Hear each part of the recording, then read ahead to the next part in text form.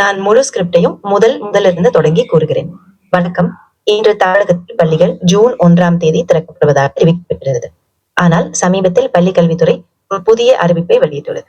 குழந்தைகளுக்கு மட்டுமல்ல, பெரியவர்களுக்கும் பாதிப்பு ஏற்படும், உயிருக்கு ஆபத்தான நோய்கள் அதிகரிக்கும் என்பதால் பள்ளி திறப்பை இன்னும் ஒரு வாரம் தள்ளி வைக்க முடிவு செய்யப்பட்டுள்ளது. அனைத்து பெற்றோர்களும் மாணவர்களும் இந்த முடிவை புரிந்து கொண்டு அவர்கள் பாதுகாப்பை முக்கியமாக கொள்ள வேண்டியிருப்பதையும், சமூக நலத்திற்காக ஒத்துழைய வேண்டியிருப்பதையும் நினைவில் வைத்துக் கொள்ளுங்கள்.